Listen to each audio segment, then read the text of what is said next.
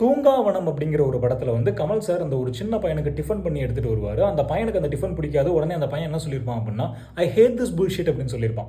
உடனே கமல் சார் அதுக்கு ரிப்ளை பண்ணியிருப்பாரு, சாப்பிடும்போது சொல்ல வேண்டிய வார்த்தையாடாது, எங்கே இதை அப்படியே தமிழில் சொல்லிப்பாரு, கேட்க நல்லாவா இருக்கு அப்படின்னு இருப்பாரு. புல்ஷிட் அப்படிங்கிற வார்த்தைக்கு தமிழாக்கம் என்ன அப்படிங்கிறத பற்றி நாங்கள் பேச வரல. இந்த மொழி தான் பெருசு, இந்த மொழி தான் பெருசு, அதை பற்றியும் விவாதமும் நான் பண்ண வரல. ஆனால் ஐ ஹேட் திஸ் புல்ஷிட் அப்படின்னு சொல்லும்போது அதனுடைய எமோஷன்ஸ், அதுக்குண்டான வேல்யூ கொஞ்சம் மாறுது. ஆனால் இதை தமிழில் நம்ம பசங்க சொல்லுவாங்களா அப்படின்னா கண்டிப்பாக சொல்லவே மாட்டாங்க. வேறு எப்படி ஈஸியான ஒரு வேல்யூவில் ஒரு விஷயத்தை இந்த தமிழில் நம்ம பசங்க சொல்லுவாங்க அப்படின்னா, எனக்கு இது பிடிக்கலை அப்படின்னு சொல்லுவாங்க. எனக்கு இது பிடிக்கலை அப்படின்னு சொல்லும் போது அதனுடைய எமோஷன்ஸ் வேறு மாதிரி இருக்குது. ஐ ஹேட் திஸ் புல்ஷிட் அப்படின்னு சொல்லும்போது அதனுடைய எமோஷன்ஸ் வேறு மாதிரி இருக்குது.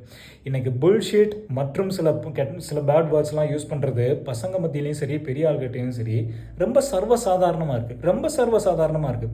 இதே சம்மந்தப்பட்ட ஒரு கான்வர்சேஷன்ஸ் இன்றைக்கி ஒரு சைக்காலஜிஸ்ட்டை பேசும்போது வந்த ஒரு விஷயம் என்ன அப்படின்னா, இன்றைக்கி பசங்க நிறைய இங்கிலீஷ் பேச ஆரம்பிச்சிடுறாங்க, அது ஒரு நல்ல விஷயம் தானே அப்படின்னு நான் கேட்டேன். அதுக்கு சைக்காலஜிஸ்ட் சொன்ன ஒரே விஷயம் எனக்கு ஷாக்கிங்காக இருந்துச்சு. என்ன அப்படின்னா, பசங்க இங்கிலீஷ் பேசுகிறது அப்படிங்கிறது வந்து தப்பு கிடையாது ஈஸ்வர், அதெல்லாம் கண்டிப்பாக என்கரேஜ் பண்ணக்கூடிய ஒரு விஷயம்தான்.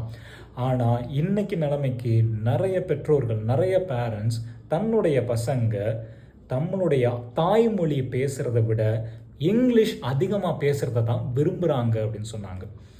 நம்ம கரியருக்காக வெளியூர், வெளிநாடு, வெளி மாநிலம் அப்படின்னு போகும்போது சில அந்நிய மொழிகளை கற்றுக்கணும் அப்படிங்கிற ஒரு கட்டாயத்தில் நம்ம இருக்கிறோம். அதெல்லாம் கண்டிப்பாக கற்றுக்க வேண்டிய ஒரு விஷயம்தான்.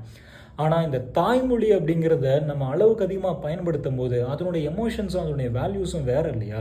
அது கண்டிப்பாக நம்மளுக்கு ஒரு வேறு விதமான ஒரு உணர்வை கொண்டு வரும். அதான் அதை நம்ம புரிஞ்சுக்க மறந்துட்டோமா அப்படிங்கிறதான் இங்கே ஒரு கேள்வி.